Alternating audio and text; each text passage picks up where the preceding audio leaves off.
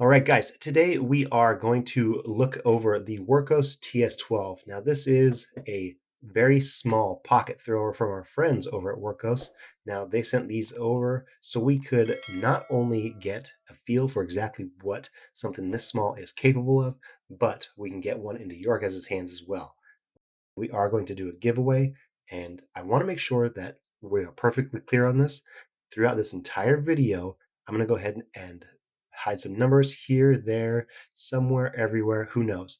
All I do know is I need you guys to look for those numbers wherever they might appear, and in doing so, go ahead and email them over to youtube@torchesandtactical.com, and I'm going to go ahead and save those for a week, and then everyone who gets the correct amount and correct numbers, I'm going to go ahead and do a drawing live so you guys can find out who's going to win this Wurkkos TS12. So again, pay attention to the entire video and you could win yourself a Wurkkos TS12. Now getting into the specifications, the Wurkkos TS12 is a micro pocket thrower or mini pocket thrower, however you want to word it, and it's capable of 1050 lumens with a total runtime of 432 meters. Now, 432 meters, if you really like those candela numbers, that comes to 46,575 candela. And it's not just 1050 meters and that's all you get. It does have four other modes as well. So this has a 1 lumen moonlight mode that will run for 133 hours, and then you have a 10 lumen low mode, a 120 lumen mid mode, and a 400 lumen high mode as well. So in case you don't want to throw that whole 432 meters, or you just want a little bit less light, well, this has got you covered as well. In addition to that, it is 1 meter impact resistant rated, so you can drop it without worrying too terribly much. And it is, if it splashes in the water, it is IP68 water resistance rated as well. And that is all powered by an 800 milliamp hour 14500 cell from, you guessed it, Wurkkos. So let's go ahead and look at what comes in the package before we dive into all the specifications and everything else that this light can and should and will do. So let's go ahead and move this over for the time being and focus again on the package.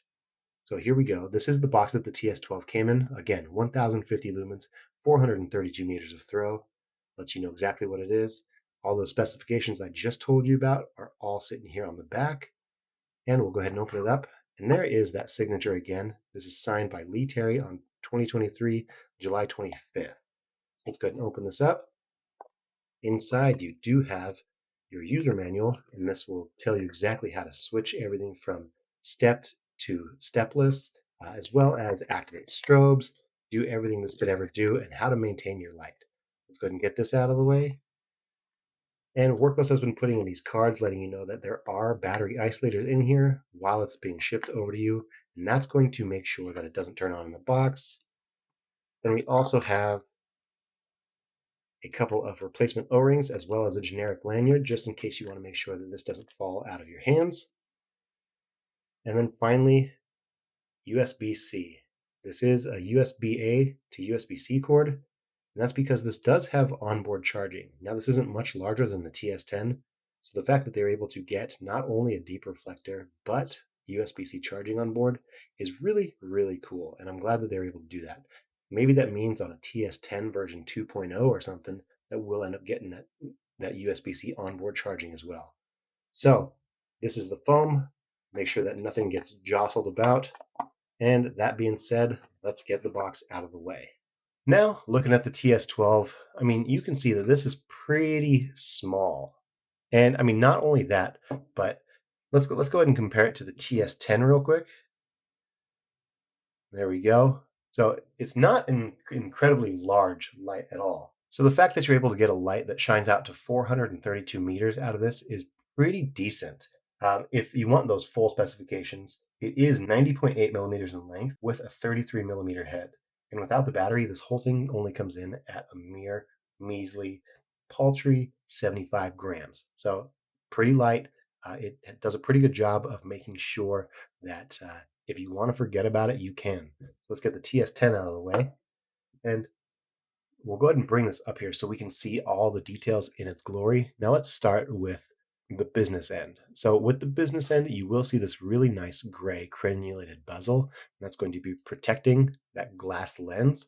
And that glass lens is, as a matter of fact, protecting this deeper, smooth reflector with the N3535B emitter in it. Now, again, I did do a modified version, and this has the SFQ43. So we'll go ahead and, again, compare those here in just a little while. But that long deep reflector with that domeless or de-domed emitter is going to make sure that that light throws out there with a very narrow hotspot versus, just a pure floodlight. But we'll step down and you can see that there's a long, or rather a large section of just kind of plain bezel here with a dramatic step in, and that moves over to some cooling fins. Now, I mean, 1050 lumens, this isn't going to be too terribly hot. So, and I wouldn't worry about it overheating, but they try to help you out here by giving you some deep cooling fins, and that is going to be uh, surrounded by not only your inset E switch, but also 180 degrees from that, you have your USB-C charging port, which I showed you earlier. So we will move back over to that E switch, and this is a really, really nice feel. They've used this on quite a few lights. It feels exactly, although it looks different, it feels exactly like a lot of Sofrans and even the TS11. Again, it doesn't look the same, but it plays the exact same, and I really appreciate the feel. Not only that, but it does have a battery indicator and a charge indicator. So this will let you know where your battery sits as far as the capacity, and when it's charging, it'll let you know how close it is to being done. So we'll step down again, and you have the Wurkkos TS12 here, and on the back side, you have your required signage for the lights saying, don't throw it out. There's lithium ion batteries. Come on, let's save the planet and all that mumbo jumbo. Anyways, sorry, I digress. But it'll step down, and this is an incredibly narrow battery tube, and that's because, again, it is only a 14500 cell. So, I mean, you don't really need a lot of real estate in order to make sure that you can keep that 14500 protected.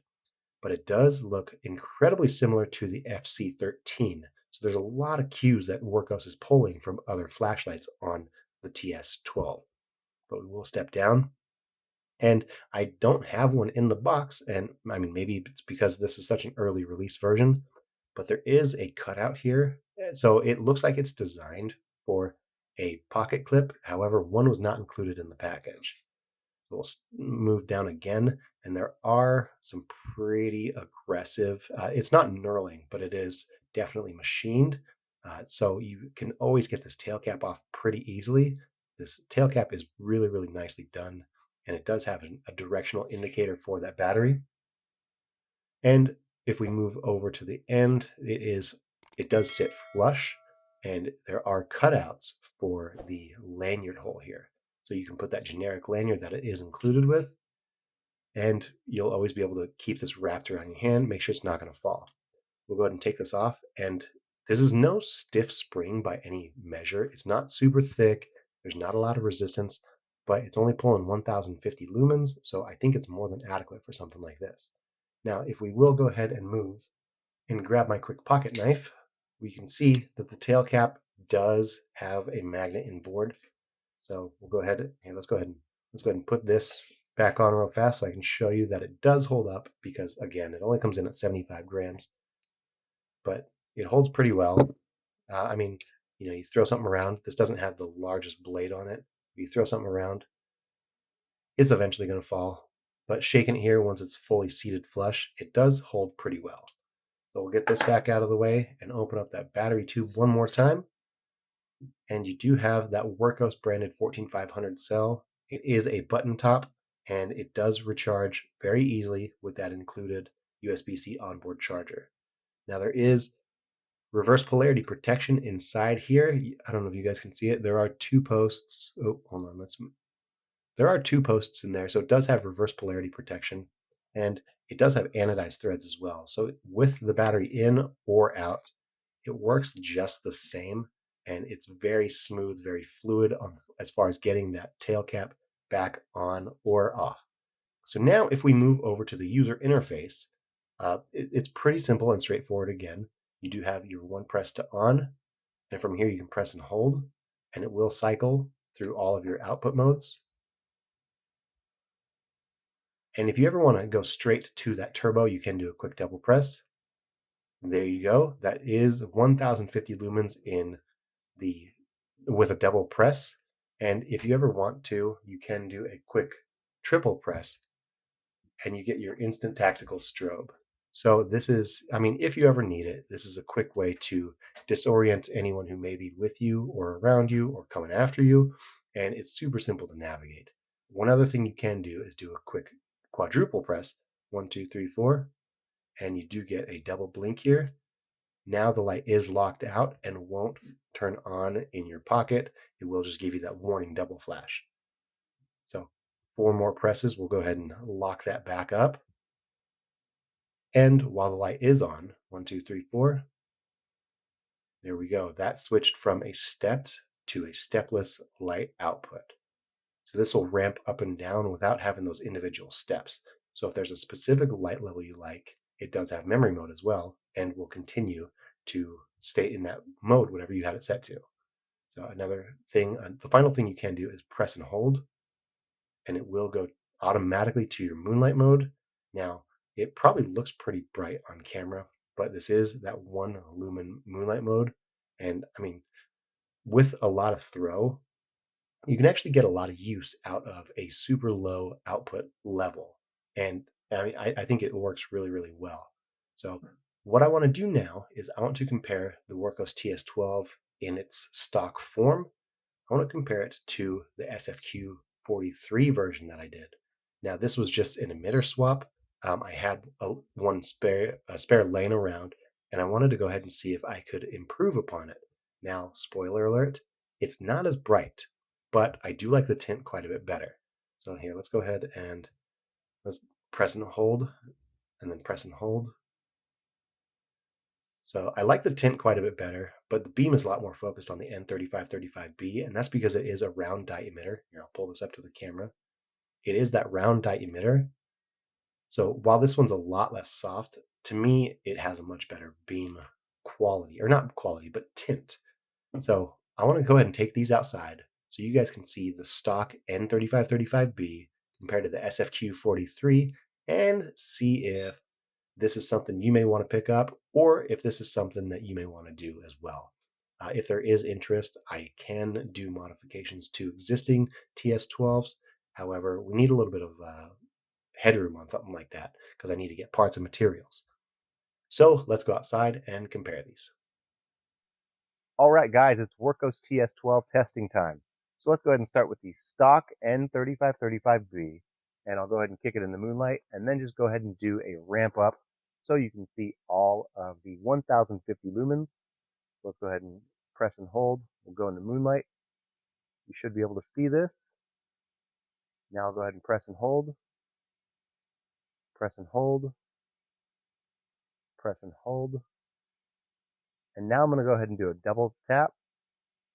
Now this is 1050 lumens from the N3535B powered Wurkkos TS12.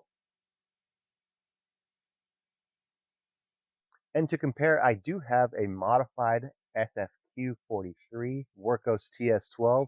So let's go ahead and do the same thing. We'll start in moonlight and then ramp up. We'll go through all those main modes and then I'll double press and go to turbo. So here is moonlight. We'll go ahead and ramp up. One more time.